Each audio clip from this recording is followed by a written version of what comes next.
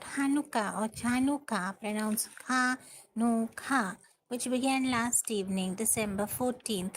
It ends on December 22nd. It is a Jewish eighth day winter festival of lights celebrated with nightly candle lighting, prayers, food, and gifts.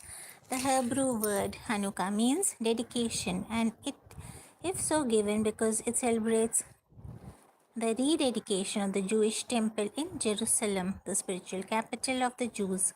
In the 2nd century BCE, Israel was ruled by the Seleucids, Syrian Greeks, who tried to force the Jewish people to accept Greek culture and beliefs instead of their own observances and belief in their God Yahweh. Against all odds, a small band of poorly armed but determined Jews, led by Judas Maccabeus, meaning Judah the Hammer, defeated a force that vastly outnumbered it. The Jews drove the Greeks from Israel, reclaimed their temple, and rededicated it to the service of their God. As told in Jewish history, when they sought to light the temple's menorah or candelabrum, they found only a single cruse or earthen pot of olive oil that had escaped contamination by the Greeks. But they lit the menorah anyway, and miraculously, that one day supply of oil lasted for 8 days until new oil could be prepared under conditions of ritual purity. To commemorate and publicize these miracles, the Jewish elders instituted the festival of Hanukkah.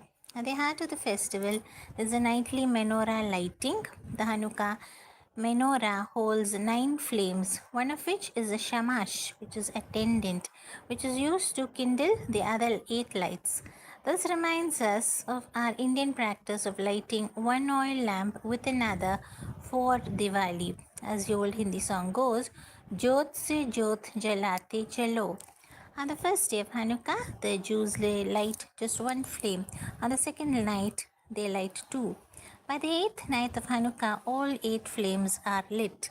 After kindling the first Hanukkah candle, 3 blessings are recited. The first blessing honors Yahweh as the ruler of time and space and gives thanks for the commandment to light the Hanukkah candles. The second Hanukkah blessing is for the miracles their God performed in olden days and in modern times. The third blessing is the Sheheyanu, thanking Yahweh for bringing Jews to a new season. This also marks the first time in the year that one eats a seasonal fruit, which is duly blessed. This blessing is said only if the fruit is ripe, not dried. Apparently, some seasonal fruits over which Jews can say this blessing are kiwi, fresh figs, or dates, pomegranates, cherries, tangerines, cantaloupes, and strawberries. The poignant, grateful blessing goes, Blessed are you, Lord our King, King of the universe, who has granted us life, sustained us, and enabled us to reach this occasion. Hanaroth Halalu and the Mao's the Zur, which retells TZUR, which retells Jewish history and celebrates deliverance from 4 ancient enemies Pharaoh, Nebuchadnezzar, Haman, and Antiochus.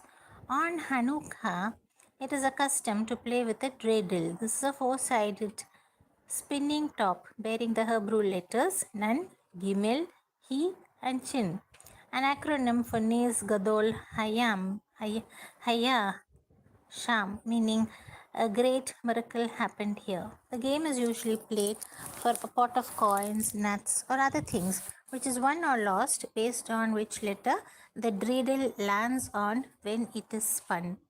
Since the Hanukkah miracle involved oil, it is customary to eat foods fried in oil. The Eastern European classic is a delicious grated potato latke pancake garnished with applesauce or sour cream, and the top Israeli favorite is a jelly-filled suf ghania donut. Indian Jews celebrate with pakoras, bhaji, jalebis, or parampuri, which is banana fritters. In Kerala, there are lot of Jews, and their favorite is this parampuri. A sweet Hanukkah tradition adopted by other Semitic cultures is to give Hanukkah gilt or gifts of money to children, in addition to rewarding good behavior and devotion to the study of the Jewish holy book, the Torah. These cash gifts give children the chance to share and give in Zedhaka, which is charity. So, this led to the modern tradition of giving gold foil covered chocolate coins as Hanukkah gilt, a child pleasing practice that other Indians in Bombay, Delhi, Kolkata, and Madras, yes, those before names were changed, may remember as a Diwali custom, perhaps picked up from the Jews of India. I remember it too. In 1975, the Chabad or Jewish Center of San Francisco partnered with impresario Bill Graham, a child survivor of the Holocaust, to put up a giant mahogany menorah. A new tradition was born of large public menorahs in several places. This year, the tradition turns 50. But it was not only 22 centuries ago in ancient Israel that the practice of Judaism was banned. For 70 years, it was banned in the Soviet Union. So, where the Nazis sought to kill Jews, the Soviets tried to kill Judaism. Stalin's assault on this ancient faith was brutal. In 1967, after Israel's victory in the Six-Day War, many Soviet Jews asked to go to Israel. Not only was permission refused, but often these Jews lost their jobs and were imprisoned.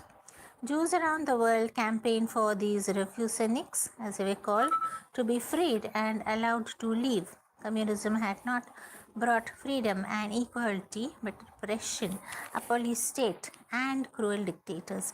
It was only after the USSR broke up in 1991 that Soviet Jews regained the freedom to be themselves and go to Israel. Small wonder that the constantly beleaguered Jews lavish love on their archangels with beautiful names like Raphael, meaning the Lord heals.